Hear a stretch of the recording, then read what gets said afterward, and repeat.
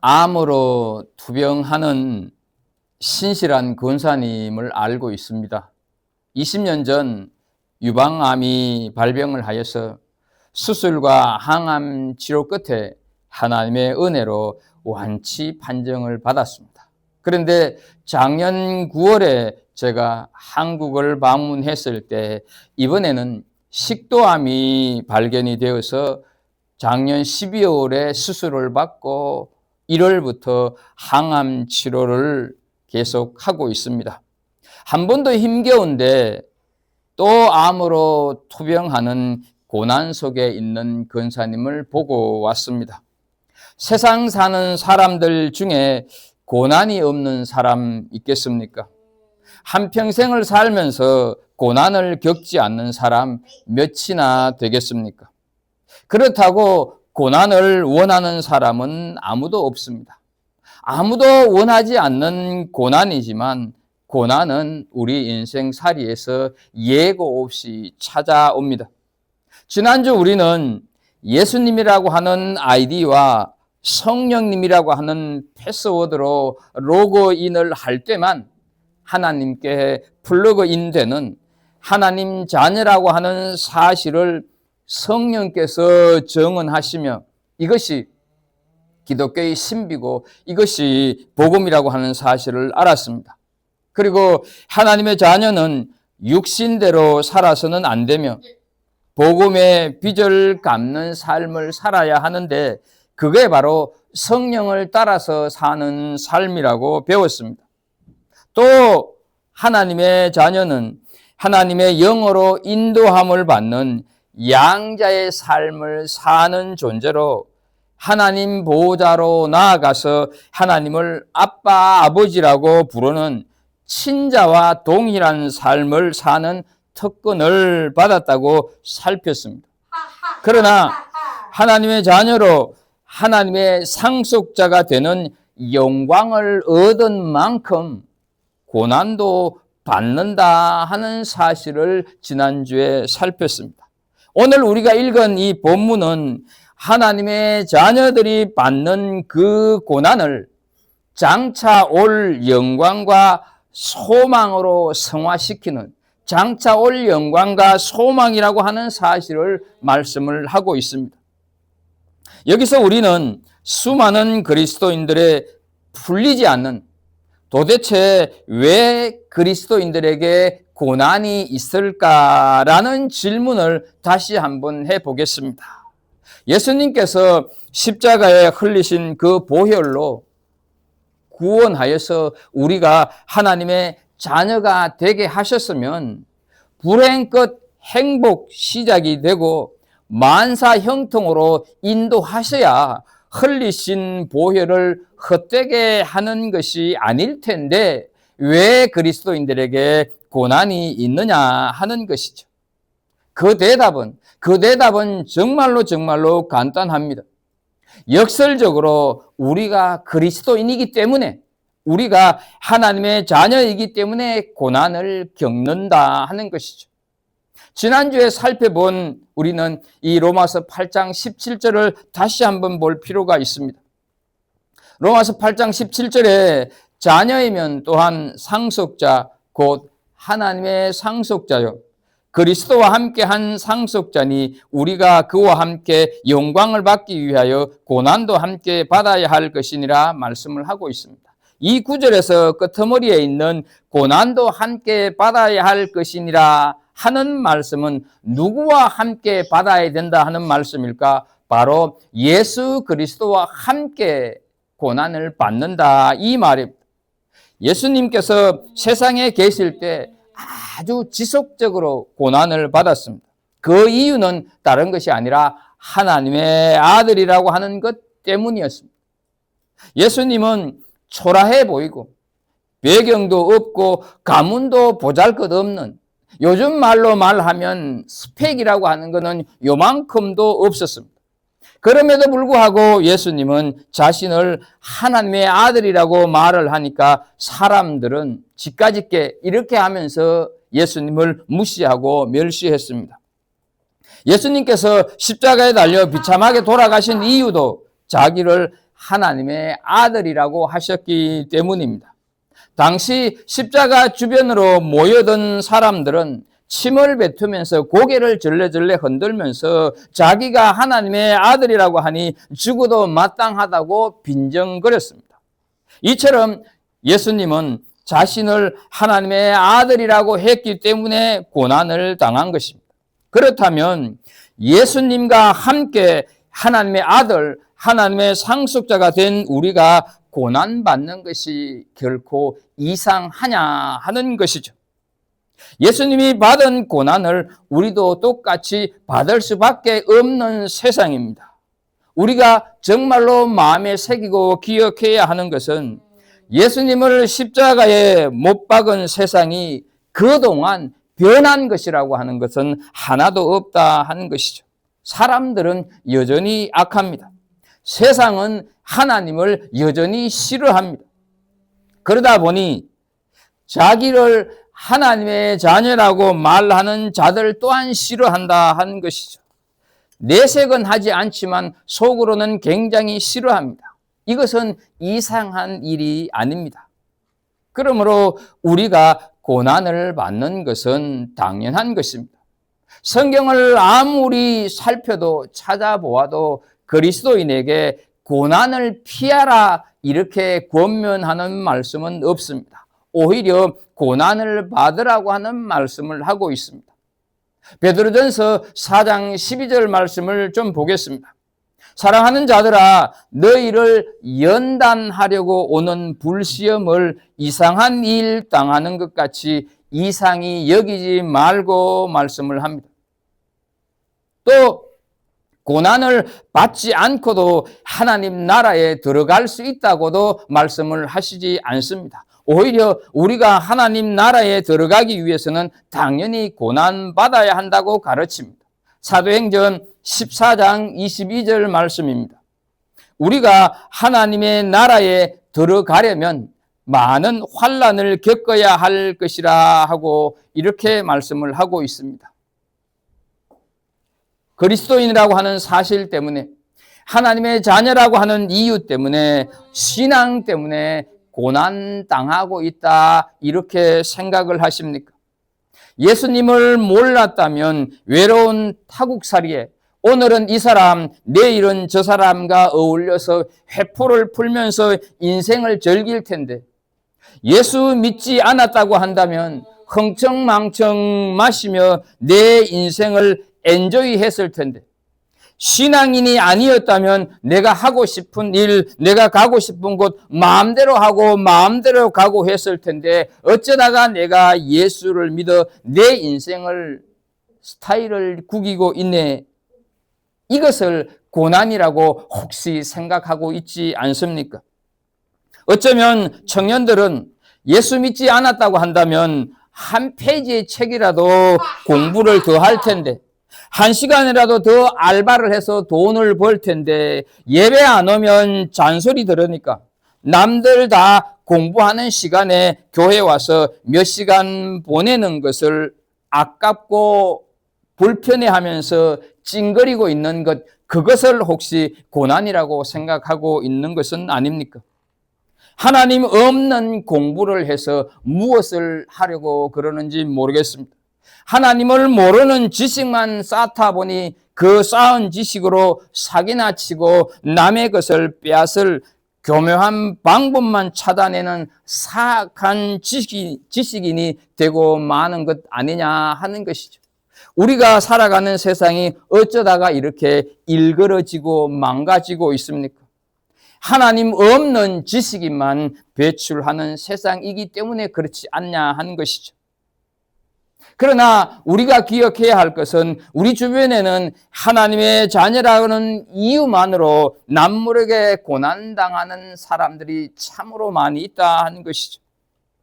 예수 믿는다고 하는 것 때문에 남편으로부터 학대와 정신적인 고통을 당하고 있는 아내들, 신앙인만 아니라면 거리낌 없이 돈을 벌 수 있는데 남들 다 하는 방법대로 장사를 했더라고 하면 그런 대로 한 재산 모았을 텐데, 예수 믿는 사람이 그럴 수가 없다고 고집하다가 더 빠듯해진 이민살이에 허덕이는 분들도 많이 있다 하는 것이죠.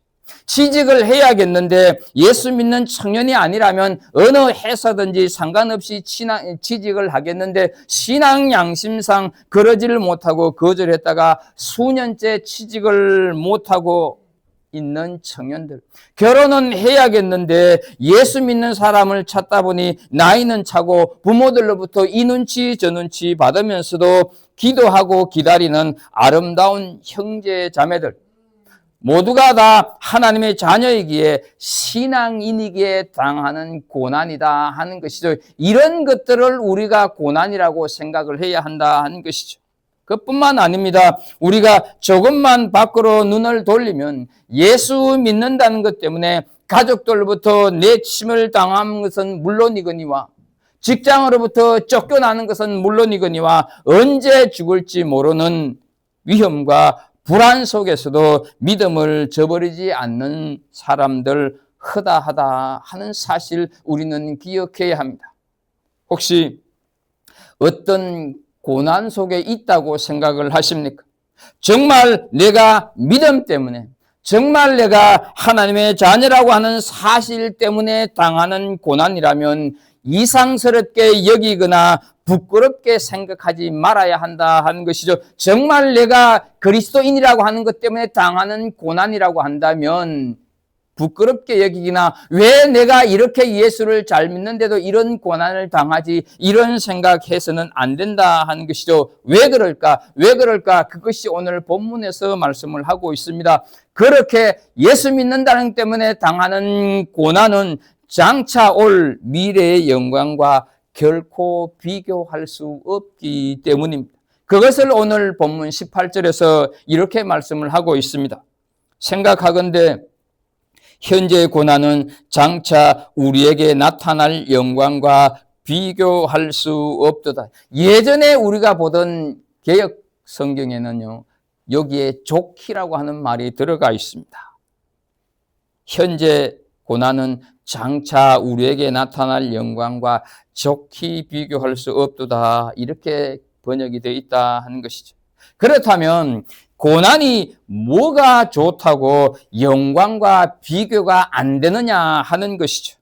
오늘 18절에서 우리는 생각하건대라고 하는 말 속에서 찾을 수가 있습니다. 이 생각하건대 하는 표현은 심사숙고한다, 골똘하게 돌이켜본다, 이런 뜻을 가지고 있습니다. 한두 번 생각을 하다가 그만두는 것이 아닌 매 순간 묵상하는 것입니다. 그러면 매 순간 매일 무엇을 묵상하는 것일까? 그것은 다른 것이 아니라 하나님이 어떤 분인가 하는 것을 묵상하는 묵상입니다. 하나님께서는 날마다 우리를 성령으로 인도하시는 분인데 우리를 아빠, 아버지라고 부를 수 있게 해 주신 분인데 그럼에도 불구하고 내가 지금 고난 가운데 처해 있다면 그것은 하나님께서 나에게 고통을 주시고자 하심이 아니라 다른 목적과 다른 계획을 가지고 계시기 때문이라고 하는 것을 생각하면서 묵상해야 한다 하는 것이죠. 나같이 미물, 나같이 보잘것없는 나를 살리기 위해서 독생자 예수 그리스도를 죽이신 하나님이신데 그토록 나를 사랑하심에도 내가 지금 고통과 환난의 현장 속에 있다면 그것은 보통 일이 아니다 하는 것이죠. 나에게 더 좋은 것을 주시고자 하는 의미에서 우리 하나님께서 같이 아파하고 계신다 하는 증거라고 하는 것이죠. 우리는 바울 사도가 얼마나 어떤 고난을 받았는지 잘 압니다. 고린도후서 4장 6장 4절 5절 말씀을 보면 오직 모든 일에 하나님의 일꾼으로 자천하여 많이 견디는 것과 환난과 궁핍과 고난과 매맞음과 갇힘과 난동과 수고로움과 자지 못함과 먹지 못함을 당했다 말씀을 하고 있습니다. 그럼에도 불구하고 바울 사도가 고난을 이길 수가 있었던 것은 현재의 고난은 장차 우리에게 나타날 영광과 비교할 수 없다고 하는 소망 때문이었다 하는 것이죠.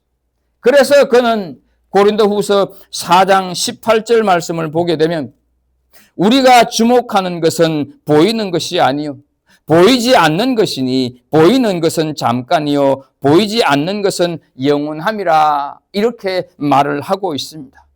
지금 우리 눈에 보이는 현재의 고난에 함몰되지를 않고 보이지는 않지만 장차 우리에게 나타날 영광을 소망한다 하는 표현입니다. 우리 눈에 고난밖에, 우리 눈에 실패밖에 보이지 않는다 할지라도 우리는 결코 낭망하지 말아야 합니다. 우리에게는 지극히 크고 영원한 영광이 약속되어 있고 보장되어 있기 때문입니다. 미래의 영광이 현재의 고난을 이긴다고 하는 소망을 가져야 한다 하는 것이죠. 그러면 도대체 그 나타날 영광이 무엇이길래 우리가 소망해야 하느냐 하는 것이죠. 얼마나 영광스럽기 때문에 고난과 비교할 수 없다고 하는 것일까 하는 거죠.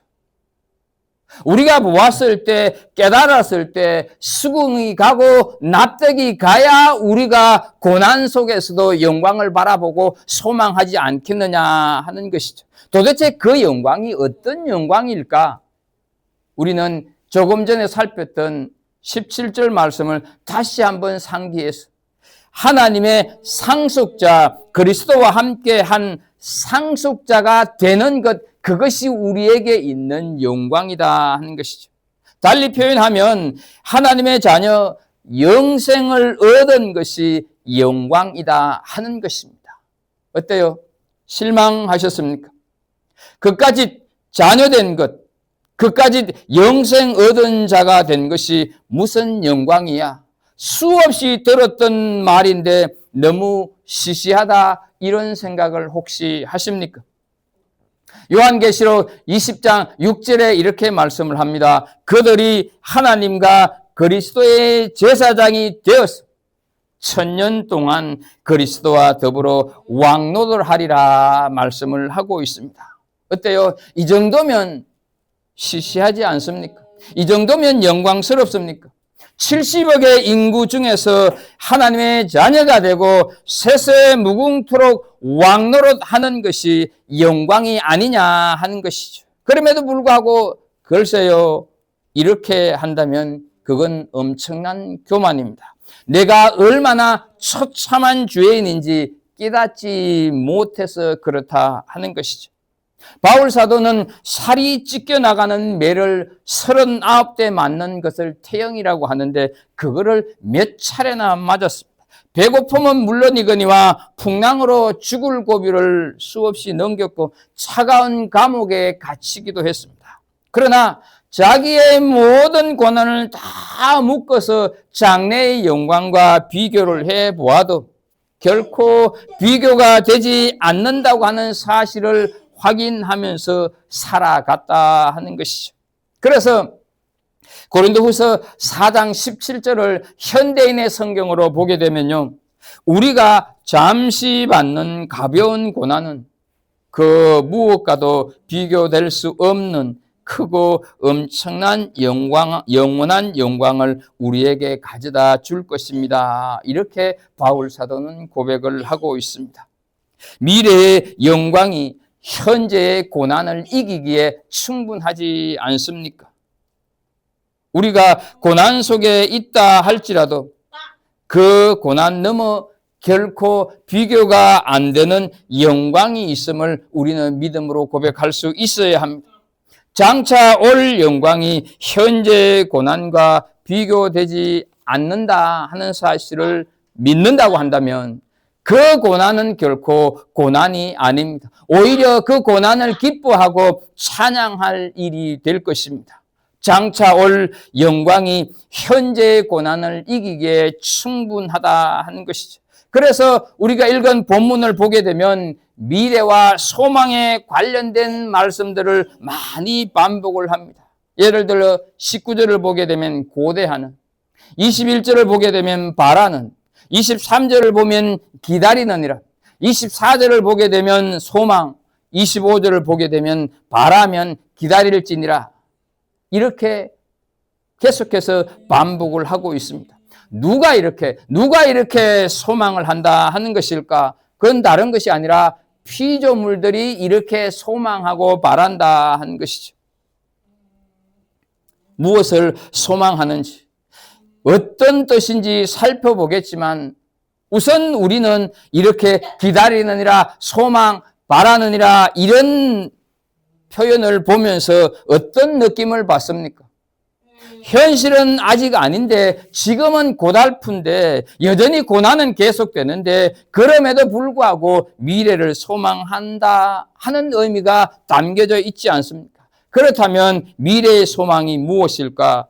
그건 바로 다른 것이 아니라 하나님의 아들들이 나타나는 것이 미래의 소망이다 하는 것이죠. 19절을 보면 피조물이 고대하는 바는 하나님의 아들들이 나타나는 것이니 말씀을 합니다.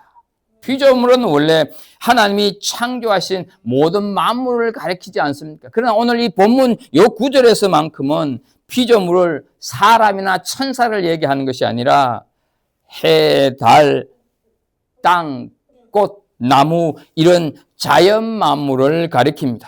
그리고 하나님의 아들들은 하나님의 자녀들을 의미합니다. 또한 고대한다고 하는 말은 간절히 애가타게 오는지 오지 않는지를 뚫어지게 쳐다본다 하는 뜻을 가지고 있습니다. 그만큼 절실하게 기다린다는 뜻입니다. 왜 이렇게 자연 만물들이 그리스도인들, 다시 말해서 하나님의 자녀들이 나타나도록 그토록 소망을 하고 있을까? 그토록 고대하고 있을까? 지금 피조물들이 허무한데 굴복해 있기 때문입니다. 20절을 보면 피조물이 허무한데 굴복하는 것은 자기 뜻이 아니요 오직 굴복하게 하시는 이로 말미암음이라 말씀을 하고 있습니다. 굴복은 했는데 하고 싶어서 굴복한 것이 아니다. 잘 이해가 되지 않는 말씀입니다. 자연이 인간의 죄로 인해 인간의 허망한 욕심으로 아무런 저항 한번 못 해보고 속수무책으로 훼손되고 오염되고 파괴되고 있다 하는 뜻을 얘기합니다. 이 세상의 모든 피조물들은 원래 아담과 하와가 다스리도록 지음을 받았다 하는 사실 우리는 알고 있습니다. 아담과 하와가 죄를 짓기 전에는 아담은 모든 동물들의 이름을 지어줄 만큼 아주 평화로운 세상이었습니다. 하지만 아담과 하와에 의해서 죄가 들어온 이후의 세상은 인간들의 죄악으로 인해 신음하게 되어졌다 하는 것이죠. 아름다운 과실을 내던 땅은 하나님께 저주를 받아서 가시덤불과 엉겅퀴를 내는 땅이 되어버렸다 하는 의미가 굴복하게 하시는 이로 말미암음이니라 라는 말씀의 뜻입니다. 인간들은 땅에서 땀을 흘리며 수고하지 않으면 아무것도 얻을 수 없게 되었습니다. 그런데 그것이 결코 끝이 아니다 하는 것이죠. 사람들 속에 있는 악은 자연을 훼손시키는 것은 물론이거니와 땅과 하늘을 황폐하게 만들고 있습니다. 사람들은 자신들의 욕심을 무자비하게 그 욕심을 채우기 위해서 환경을 파괴하고 있습니다. 결국 지구 온난화로 해마다 기온이 상승하여서 빙하를 녹아내리게 만들고 있습니다. 많은 녹지가 사막이 되고 물은 갈수록 고갈되고 있습니다. 공장과 자동차에서 뿜어내고 있는 매연, 넘쳐나는 쓰레기, 버려진 핵폐물로 인한 공해와 오염은 지구 생태계에 심각한 위협을 주고 있습니다. 이것은 모두 다 인간의 죄로 인하여서 시작이 되었습니다. 그 죄값을 피조물도 영향을 받아서 죽음의 세계에 갇힌 채 신음하고 있다 하는 것이죠. 그럼 왜 하나님의 아들들이 나타나기를 고대하고 있는 것일까? 썩어짐의 종노릇 한 데서 해방되기 위하였습니다.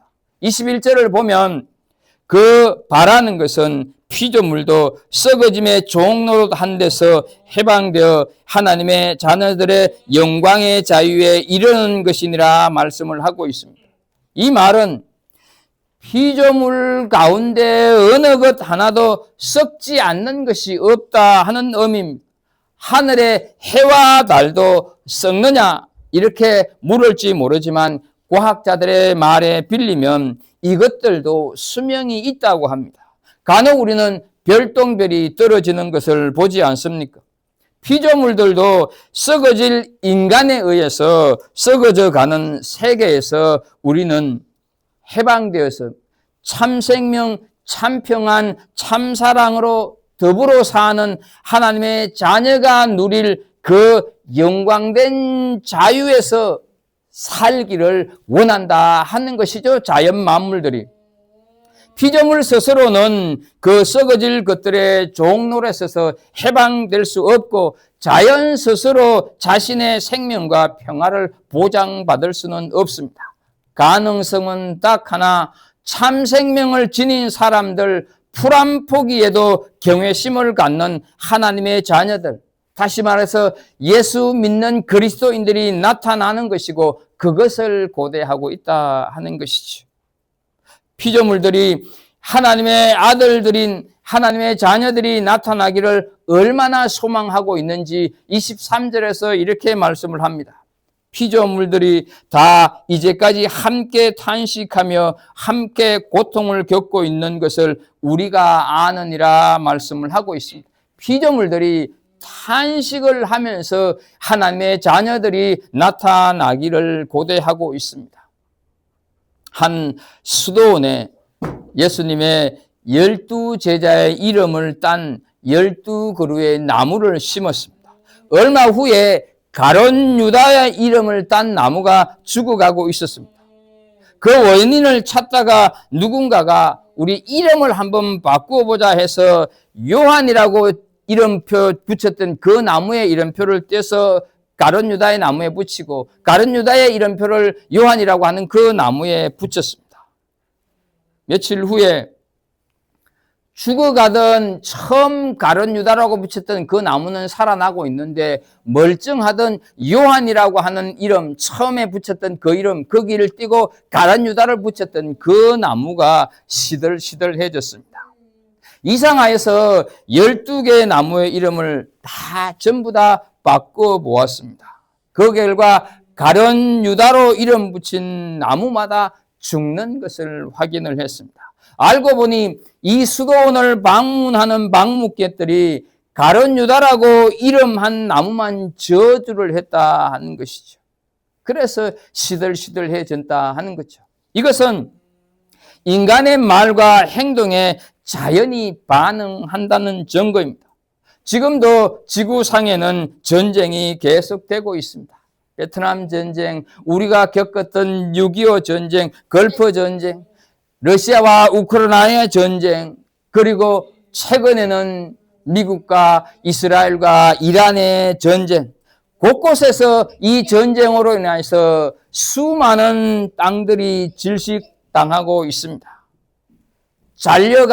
잘려진 나무들은 자신의 그 고통을 진액으로 탄식하면서 비명을 지르고 있습니다. 유조선 침몰로 온통 기름띠로 뒤덮인 바다와 그 안에 사는 생물들, 어패류들이 고통스럽다고 얼마나 비명을 질렀겠습니까? 우리들에게는 들리지 않는다고 저들이 말을 하고 있지 않는 것은 아니다 하는 것이죠. 하나님의 아들들이 속히 나타나서 제발 우리를 좀 해방시켜달라고 외치고 있습니다. 우리는 코로 맡아지는 악취 때문에 그저 괴로워할 뿐이지만 오염당한 공기가 지르는 비명을 우리는 듣지 못합니다. 공장 폐수로 썩어져가는 강의 신음소리나 자연이 내뱉은 탄식을 우리는 듣지 못합니다. 그런데 인간은 계속해서 자연을, 이 땅을 황폐하게 만들고 있습니다. 결국은 어떻습니까? 자연은 견디다 못해서 쓰나미나 기근이나 가뭄 등으로 돌이킬 수 없는 큰 죄를 이미 인간들에게 안겨주고 있고 앞으로 더하지 않겠느냐 하는 것이죠. 그래서 우리는 피조물들이 탄식하면서 고통을 겪는 소리를 들을 수 있어야 합니다. 전쟁으로 아직 자기 스스로를 지킬 수 있는 힘이 없는 어린 생명들이 죽어가면서 탄식했던 그 소리를 우리는 들을 수 있어야 한다 하는 것이죠.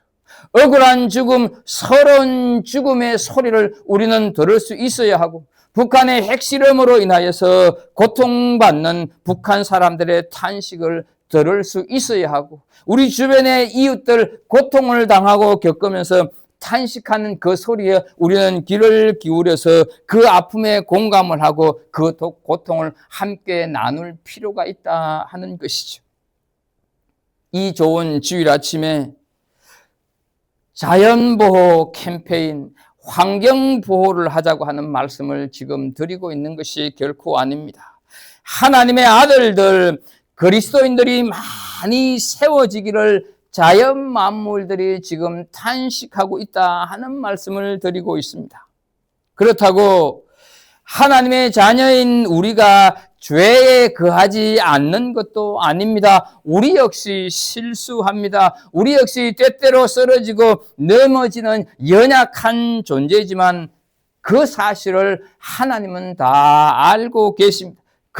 그럼에도 불구하고 우리를 하나님의 아들들 그리스도인으로 삼아 주신 것은 아픔과 고통을 안고 살아가는 이 세상을 회복시키는 그 사명을 우리에게 주셨기 때문입니다. 살인자 다윗, 속임수의 대가 야곱도, 이기적인 생각으로 도망간 요나도 사용하셨다고 하면 우리도 충분히 감당할 수 있지 않겠습니까? 내가 비록 젊은이가 아니라 할지라도, 내가 비록 믿은 지 얼마 되지 않아도 지금 고난 중에 있어서 내가 피조물이 고대하는 하나님의 자녀라고 하는 사실, 그 긍지, 그 자부심을 우리는 분명코 가져야 한다 하는 것이죠.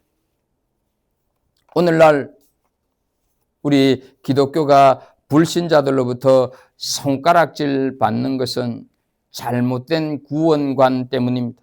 우리는 분명 믿음으로 구원받았습니다.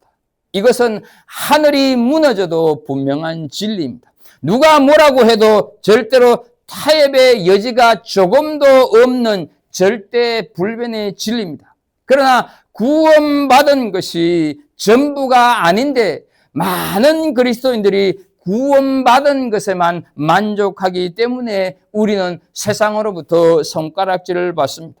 만약 나만 구원받은 것으로 만족한다고 하면 십자가에서 보혈을 흘리시고 죽임당하신 예수님의 죽음은 헛된 것이 될 것이고 자기만의 구원자로 가두어버리는 아주 못된 이기주의자다 하는 사실이죠.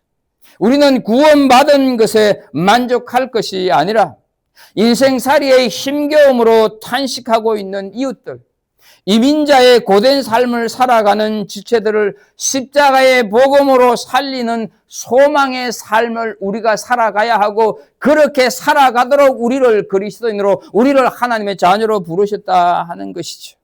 잘 기억해야 합니다. 여러분, 불쌍해서 가엾어서 그들에게 우리를 가라고 하나님이 원하시는 건 아닙니다. 그들을 동정하는 마음으로 가라고 하는 것이 아닙니다. 나를 위해 죽으시고 나를 살려주신 예수님의 사랑에 감격하여서 십자가의 복음에 기뻐하면서 그들에게 다가가야 한다 하는 것이죠. 그것이 오늘 23절에서 말씀하고 있습니다. 그뿐 아니라 또한 우리 곧 성령의 처음 익은 열매를 받은 우리까지도 속으로 탄식하여 양자될 것을 곧 우리 몸의 속량을 기다리느니라 말씀을 합니다. 예수 그리스도를 믿음으로 주님의 자녀가 되었는데도 죄에서 해방되었는데 우리 몸이 또 해방을 기다린다 하는 뜻으로 해방된 우리 몸을 허망한 욕심에 사용하지를 말고 피조물을 살리는 하나님의 아들 이 세상의 소망이 되어야 한다 하는 말씀을 하고 있는 것이죠. 그러면 어떻게 우리가 이 세상의 소망 될 수 있을까? 소망의 자녀로 살기가 결코 쉽지 않은 세상인데 어떻게 우리가 세상의 소망으로 살아갈 수가 있을까? 오늘 본문 마지막 24절, 25절에서 말씀을 하고 있습니다.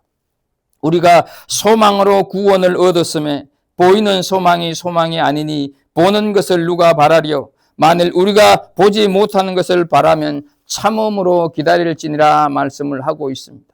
우리가 소망으로 구원을 얻었다고 하는 말은 우리가 믿음으로 구원받는 것이 아닌 소망으로 구원받는다고 하는 뜻이 절대로 아닙니다.